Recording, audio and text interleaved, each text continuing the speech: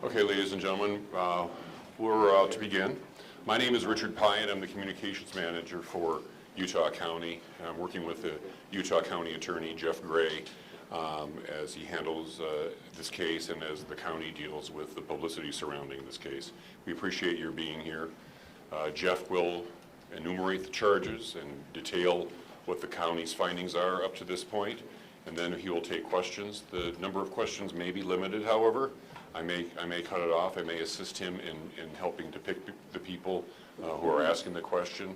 We just ask that you keep the questions to the process of what we're talking about and refrain from asking questions that speculate or get into the political dynamic of the case.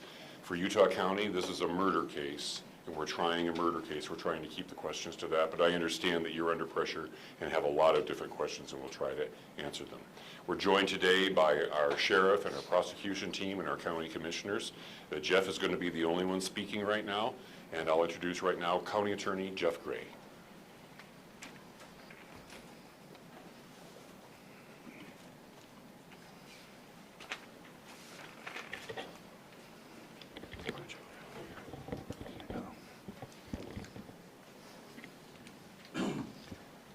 The murder of Charlie Kirk is an American tragedy. Charlie Kirk was murdered while engaging in one of our most sacred and cherished American rights, the bedrock of our democratic republic, the free exchange of ideas in a search for truth, understanding, and a more perfect union. It is also an offense against the state and to the peace and enjoyment of the people of Utah and of all those who visit here.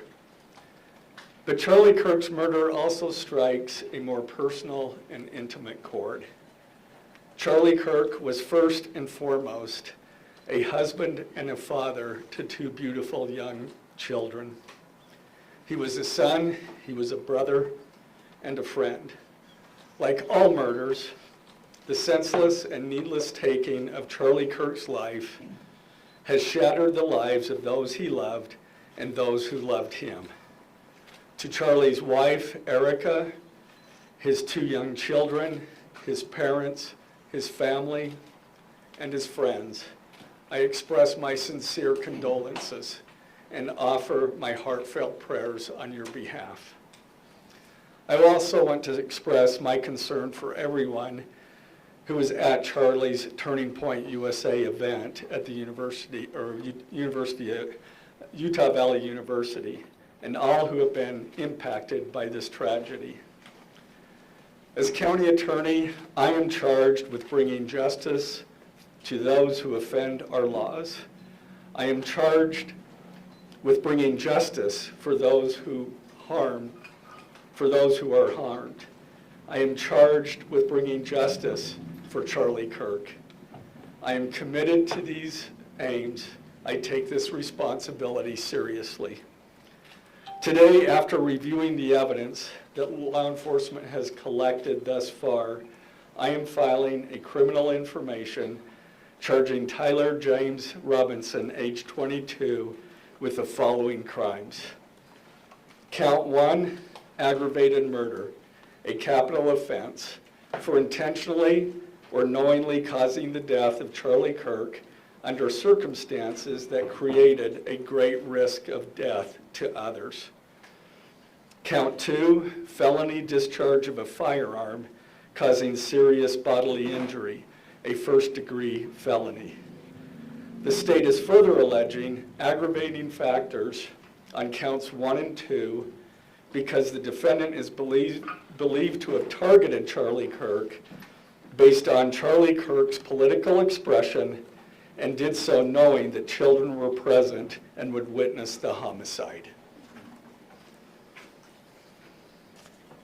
The state is also charging defendant with count 3, obstruction of justice, a second-degree felony for moving and concealing the rifle used in the shooting.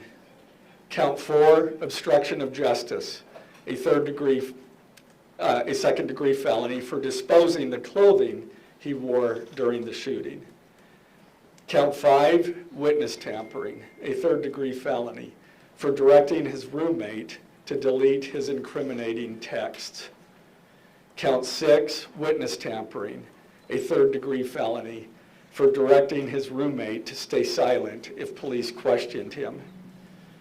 And count 7, commission of a violent offense in the presence of a child, a Class A misdemeanor, for committing homicide knowing that children were present and may have seen or heard the murder and did so based on Charlie Kirk's political expression. Also, following the press conference, I am filing a notice of intent to seek the death penalty. I do not take this decision lightly, and it is a decision I have made independently as county attorney, based solely on the available evidence and circumstances and nature of the crime. Because we are seeking the death penalty, the defendant will continue to be held without bail in the Utah County Jail. Turning to the 10-page information, these are the allegations. On September 10th, 2025, at approximately 12:23 p.m., Charlie Kirk was shot and killed while speaking to a large crowd on the campus of Utah Valley University in Orem, Utah. Police found the suspected murder weapon, a bolt-action .30-06 rifle, nearby. Over the next approximately 33 hours, police conducted a manhunt for the shooter until the evening of September 11th, 2025, when Tyler James Robinson surrendered to police at the Washington County Sheriff's Office. DNA consistent with Robinson was found on the rifle's trigger. After shooting Mr. Kirk, Robinson hid the gun, discarded the clothing he wore when he fired the rifle, and told his roommate to delete incriminating text messages and not talk to police. Children were present at the time of the shooting. The shooting. Turning Point USA, a nonprofit organization founded in 2012 by Charlie Kirk, organized a public outdoor event to be held at noon on September 10th, 2025 at UVU. The event was the first in a series of similar events to be held at college campuses nationwide. Mr. Kirk is a well-known conservative activist, famous for these type of events, where he discusses various political issues and debates with audience members. His events and comments have garnered a significant number of supporters and drawn the ire of many who disagree with his political views. The event at UVU was announced far in advance and garnered significant publicity and interest. Consequently, several hundred people attended. Mr. Kirk was interacting with the crowd before the event officially got underway. Then, at approximately noon, Mr. Kirk seated himself under a portable canopy behind a table and microphone. He began speaking to the crowd and fielding questions from attendees, a format Mr. Kirk commonly used at his events.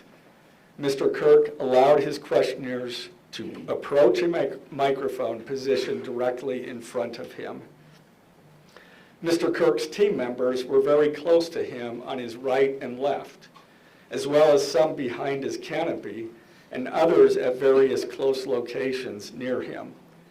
The large crowd surrounded Mr. Kirk on three sides. Temporary metal fencing separated attendees from Mr. Kirk by only a matter of feet. Directly above and behind Mr. Kirk was the UVU Hall of Flags, an indoor walkway spanning several hundred feet with floor-to-ceiling glass windows which overlooked the plaza where Mr. Kirk was seated. People were in the walkway at the time of the shooting. Approximately 15 minutes into the event, Mr. Kirk was answering a question about mass shootings by transgender individuals when a gunshot rang out. The bullet struck Mr. Kirk in the neck. He slumped to the ground almost immediately.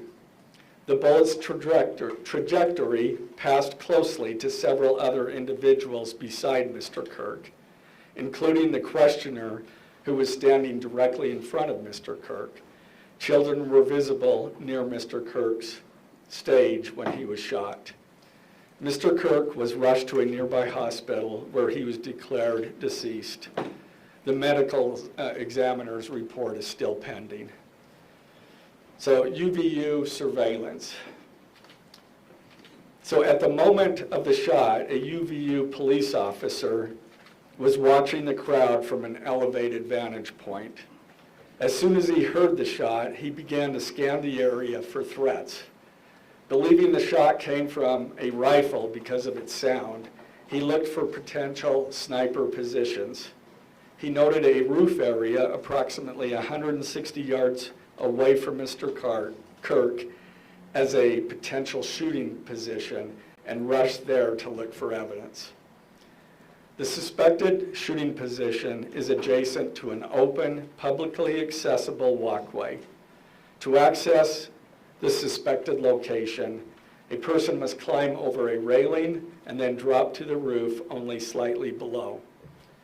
The UV officer climbed over the railing and down onto the roof. He then walked to the suspected shooting position and confirmed a clear shooting corridor between the position and Mr. Kirk's seat.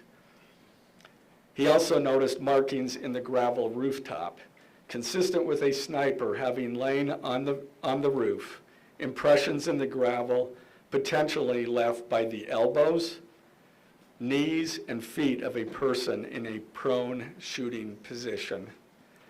Police reviewed surveillance from the camera covering the roof and discovered that it recorded an individual dressed in dark clothing cross the railing from the public walkway and drop onto the roof at approximately 12:15 p.m. Although the individual moved out of the camera's view for a short time, the camera again captured the individual running across the roof and then low crawling to the area the UVU officer recognized as where the suspected sniper had dropped into a prone shooting position. After a short time, which matches the known time of the shot, the individual arose and ran across the roof to the northeast. This discovery led to an intensive review of UVU surveillance recordings to attempt to track and identify the suspect. Surveillance revealed the following. At approximately 11:51 a.m., the suspect entered campus from the north. He is seen wearing a black shirt with an American flag in the center, a dark baseball cap, and large sunglasses. Throughout the surveillance, the suspect keeps his head down and rarely raises his head enough to get a clear image of his face. As he proceeds across the campus, he is seen walking with an unusual gait. The suspect walks with very little bending in his right leg, consistent with a rifle being hidden in his pants. This unusual gait continues until the suspect is seen crossing the railway off the open walkway and onto the roof, where he leaves the camera's view. A camera later captures the suspect as he runs across the roof to the suspected shooting position. Immediately after the shot was fired, a camera captures the suspect running across the roof carrying an item whose shape is consistent with a rifle. The suspect is then seen climbing down from the roof. He appears to drop the item he was carrying as he hits the ground in a controlled fall. He then picks up the item and runs toward the northeast end of campus. Expanded crime scene investigation. Law enforcement officers followed the suspect's escape path to the northeast end of campus, where they believe the suspect left campus and entered a wooded area. In that wooded area, investigators found a bolt-action rifle wrapped in a towel. The rifle contained one spent round and 3 unspent rounds. This is consistent with the facts officers observed at the time of and immediately after the shootings. No shell casings were found on the roof, suggesting a bolt action rather than an auto-loading weapon, and only a single round was fired. Each round in the rifle contained an etched inscription as follows. The fired cartridge was etched, "No Tice's bulge, OWO, what's this?" The second cartridge that was again not spent, the last three were not spent, were not fired. The second, "Hey fascist, catch," with arrow symbols. The third cartridge, "Oh Bella Chow, Bella Chow, Bella Chow, Chow Chow." The fourth cartridge, "If you read this, you are gay," LMAO. The rifle, ammunition rounds, and towel were sent for forensic processing. DNA consistent with defendant was found on the trigger, other parts of the rifle, the fired cartridge casing, 2 of the 3 unfired cartridges, and the towel. Law enforcement was unable to immediately locate the shooter, so they published photos of the shooter from the UVU surveillance cameras and asked for the public's help to identify him. Meanwhile, law enforcement continued to try to identify the shooter through other means. The Washington County investigation. On the evening of September 11th, 2025, as law enforcement continued their investigation, Tyler James Robinson went to the Washington County Sheriff's Office with his parents and a family friend to turn himself in. Robinson's mother stated that the following to police. On September 11th, 2025, the day after the shooting, Robinson's mother saw the photo of the shooter in the news and thought the shooter looked like her son. Robinson's mother called her son and asked him where he was. He said he was at home sick and that he had also been at home homesick on September 10th. Robinson's mother expressed concern to her husband that the suspect shooter looked like Robinson. Robinson's father agreed. Robinson's mother explained that over the last year or so, Robinson had become more political and had started to lean more to the left, becoming more pro-gay and trans rights oriented. She stated that Robinson began to date his roommate, a biological male who was transitioning genders. This resulted in several discussions with family members, but especially between Robinson and his father, who have very different political views. In one conversation before the shooting, Robinson mentioned that Charlie Kirk would be holding an event at UVU, which Robinson said was a stupid venue for the event. Robinson accused Kirk of spreading hate. Robinson's father reported that when his wife showed him the surveillance image of the suspected shooter in the news, he agreed that it looked like their son. He also believed that the rifle that police suspected the shooter used matched a rifle that was given to his son as a gift. As a result, Robinson's father contacted his son and asked him to send a photo of the rifle. Robinson did not respond. However, Robinson's father spoke on the phone with Robinson. Robinson implied that he planned to take his own life. Robinson's parents were able to convince him to meet at their home. As they discussed the situation, Robinson implied that he was the shooter and stated that he couldn't go to jail and just wanted to end it. When asked why he did it, Robinson explained there is too much evil and the guy, referring to Charlie Kirk, spreads too much hate. They talked about Robinson turning himself in and convinced Robinson to speak with a family friend who is a retired deputy sheriff. At Robinson's father's request, the family friend met with Robinson and his parents and convinced Robinson to turn himself in. The family friend spoke to police and reported telling Robinson that it would be best if he brought all evidence with him to the sheriff's office to avoid police having to search his parents' home. The friend also asked Robinson if he had any clothes that were related to what he did. Robinson replied that he had disposed of the clothes in different areas. The roommate. Police interviewed Robinson's roommate, a biological male who was involved in a romantic relationship with Robinson. The roommate told police that the roommate received messages from Robinson about the shooting, and he did provide those messages to police. On September 10th, 2025, the roommate received a text message from Robinson which said, "Drop what you're doing, look under my keyboard."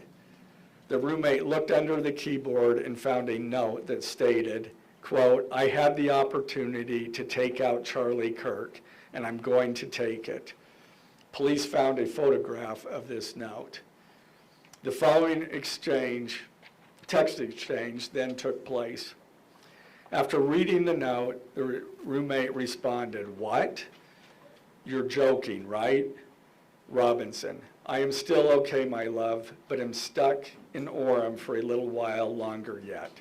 Shouldn't be long until I can come home, but I gotta grab my rifle still.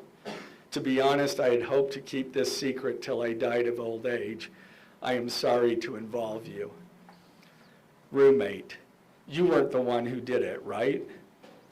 Robinson, I am, I'm sorry. Roommate, "I thought they caught the person." Robinson, "No, they grabbed some crazy old dude, then interrogated someone in similar clothing.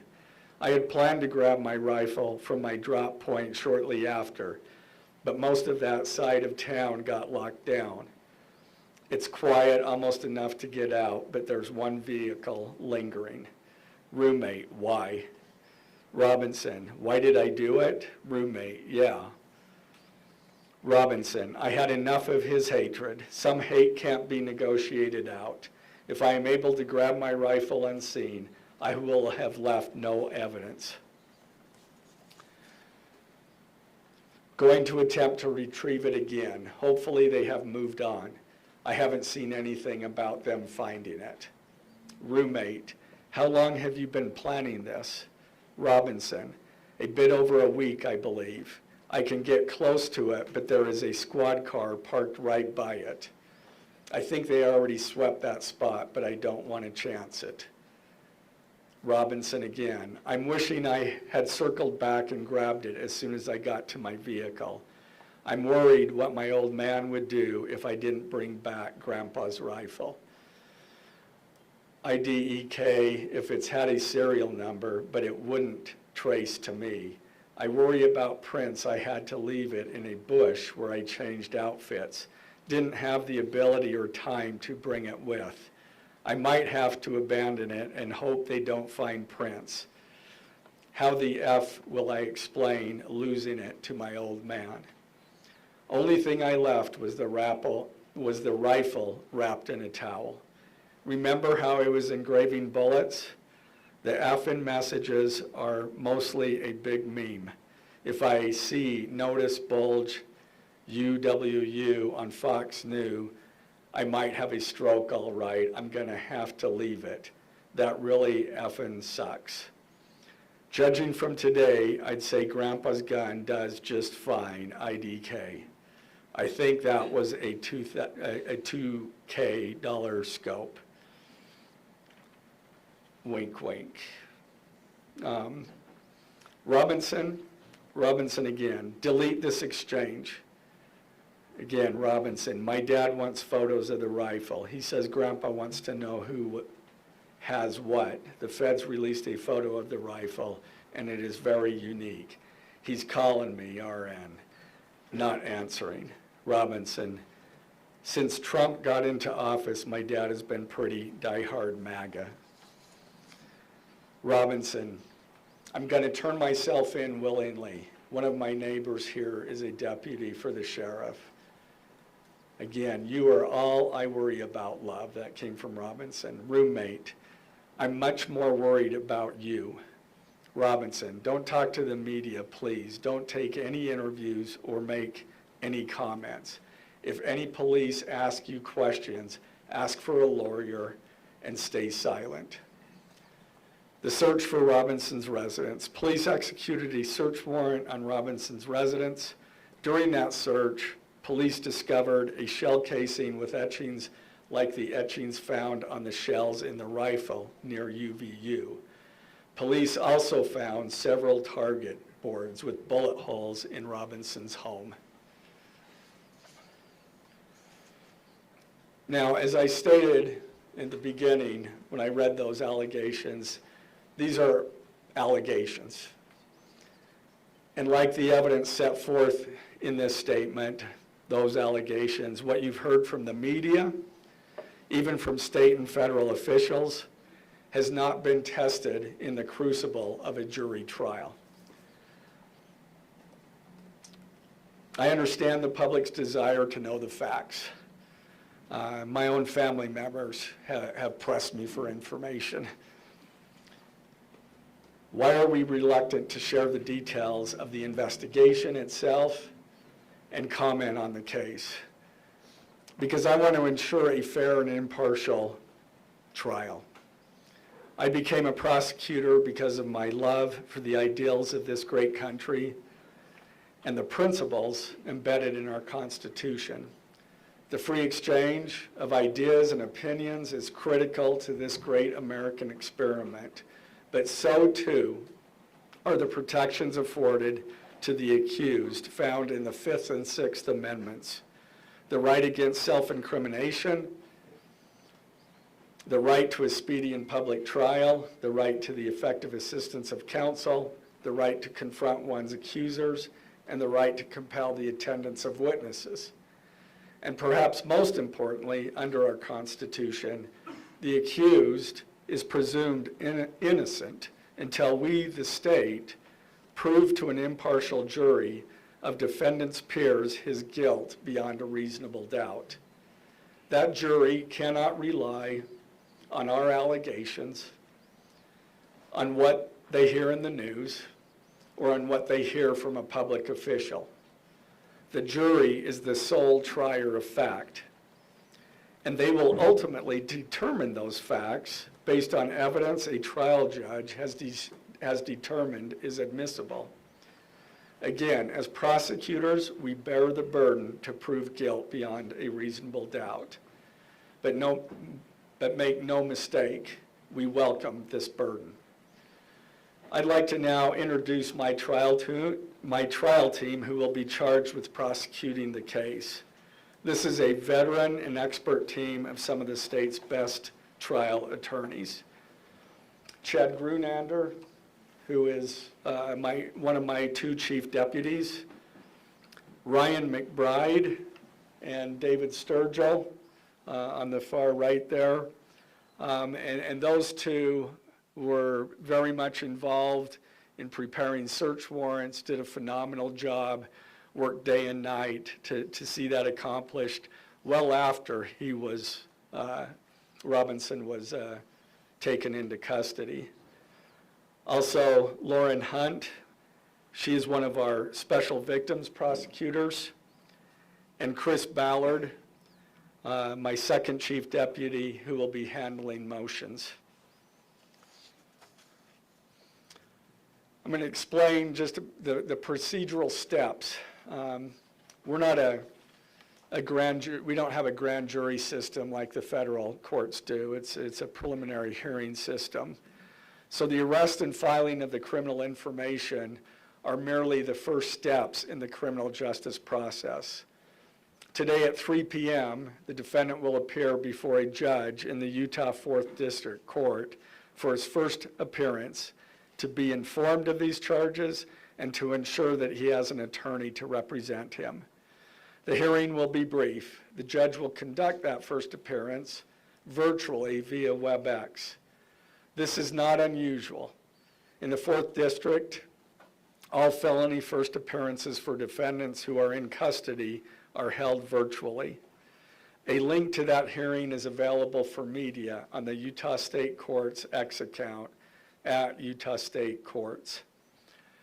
Now, following defendant's first appearance, he will be entitled to a preliminary hearing.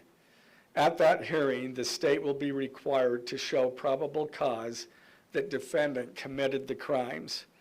The purpose of the preliminary hearing is not to determine guilt, but simply to assure the court that the prosecution has enough evidence to proceed to trial.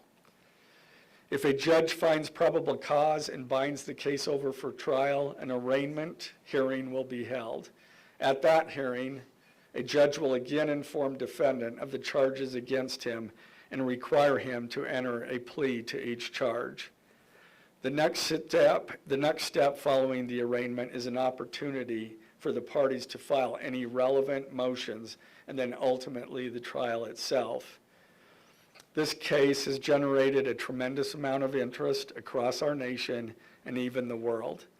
The public's desire for information is understandable, but it bears reiterating that this case will be tried in a court of law consistent with our Constitution, not the court of public opinion. Thus, we will only discuss the case with the press occasionally.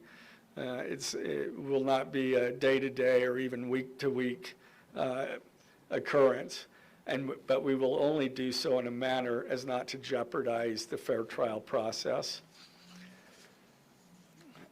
Before I conclude, I want to express my appreciation for the tireless work of our local, state, and federal law enforcement officers. They have an extremely difficult, dangerous, and often thankless job. I'm proud to acknowledge the exceptional work they do every day, and particularly their work on this case. It was truly a marvel to witness. Their skilled work and dedication have brought us to this point. I'm also grateful for the leadership demonstrated by Bo Mason, the Commissioner of the Utah Department of Public Safety, FBI Special Agent in Charge Rob Bowles, Utah County Sheriff Mike Smith, our local police chiefs, and Felice John Vitti, the acting U.S. Attorney for the District of Utah. I'm also grateful for the support of our Governor, Spencer Cox, and our Attorney General, Derek Brown, who is standing behind me today and has offered his support and resources as we proceed to trial. Finally, I want to thank our Utah County Commissioners, Amelia Powers Gardner, Brandon Gordon, and Skylar Beltran. They too have pledged to assist with the resources needed to successfully prosecute this case. I will now take a few questions. For questions, ladies and gentlemen, just really fast, if you could identify yourself and what organization. From CBS News. Okay. Did your investigation uncover any individuals that may have known about this shooting in advance? They are still looking into it. It's an undergoing investigation. So is that a possibility? They haven't ruled that out. So, Mr. Gray, Ed Lavendera with CNN, the text message that you exchanged with your roommate, can you kind of give us a sense of, did that happen over several hours? Did it happen before? I don't have that information. Emily Anderson, Stern, the Solid Tribune. I know, acknowledging that you made this decision to pursue the death penalty independently, did you hear it all from the Trump administration or Governor Cox's administration as you were working on these charges? I talked to officials from both administrations, but I was not pressured to make a decision. I understood their feelings on it because it was in the news, but we didn't really discuss that. Mr. Gray, the FBI director said any indication that transgender issues played a role in the motivations for this shooting? I'm going to stick to what I just stated in my public, in our information. I think that is pretty much set forth there. Mr. Gray, Ben Winslow, Fox 13 News. Just asking, are you planning to file additional charges against anyone else in connection with this? Again, we don't have any information at this point of additional suspects, but I know that our law enforcement agencies are continuing to follow leads. Mr. Gray, the FBI director today said that you are, quote, or that other people, a number of people, are being investigated and interrogated. So it seems that there are people who might be up for possible Yeah, charges. I'm not- Do you believe that the suspect was a lone wolf, or could this be part of a? I can't comment on that. I'm not aware of all their investigation. I just know that these agencies are continuing to investigate this case and follow all leads. Mr. Get President, into you asked- BBC News. Epic Times would like to know, how does this possibly interface with any federal charges? That's up to the feds. They have different charges, and they're reviewing the evidence, and after they review the evidence and the law, they could file charges, but I'm not privy to exactly what they're looking at. Dennis Helfie with the BBC, you spoke a lot about text messages with the roommate. The governor previously said the roommate is cooperating, but could we see charges against the roommate? Again, I'm not prepared to answer that question. Mr. Gray, Mrs. Reuters News, is it unusual to cite a political motivation as an aggravating circumstance? It's part of our code, and so we charge that. And Mr. Gray, since you act with KUTV, for those that aren't of a legal mind, is this a confession, the text messages? Is that legally a confession? And is he cooperating since he's been taken into custody? Ultimately, a judge will determine that at trial. And cooperation, has he spoken at all? Has he been cooperating since he's turned himself? Again, I'm not going to comment on that. I think that any statements at all. Mr. Gray, Morgan Chesky, NBC News. Okay? What more can you tell us about the suspect's time online that some say radicalized him? I am not aware of that information. It's, again, still under investigation. And has he expressed any remorse so far about this attack? I am not going to comment on that. Is he continuing to not cooperate? I am not going to comment on that. Mr. Gray, the FBI director has been way out in front in terms of presenting evidence to the public. Your team has been very circumspect, very measured in what they've let out. Has that hampered your investigation and the build-up to this? Well, as attorneys, we typically like to control that information to preserve an impartial jury and a fair trial. Does the So it hasn't suspect made have it much representation? Ex- Is he a lawyer yet? Excuse me? Does the suspect have a lawyer? I don't have that information. Can you tell us more about what the family may have said in interviews?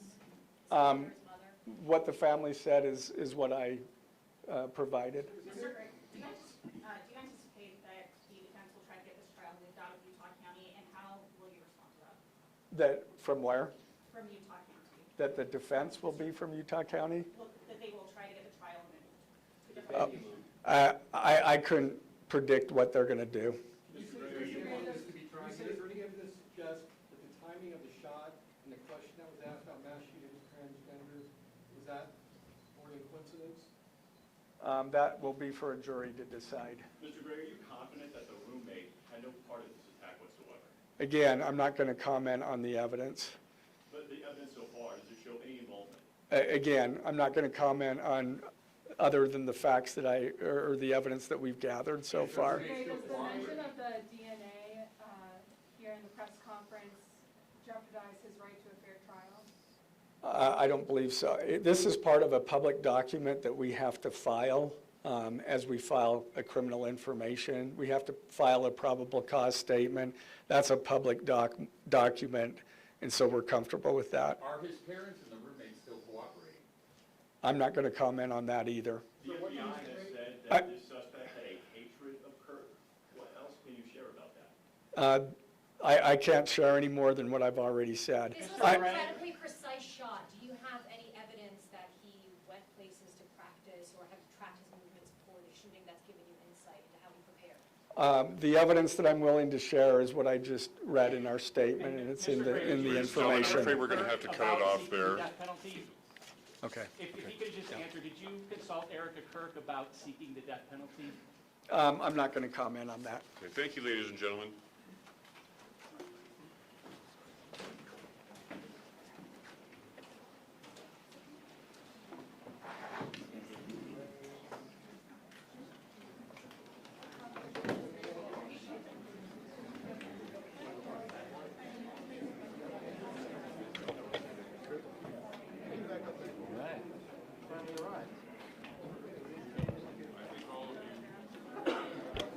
I think all of you know that the charges will be available online.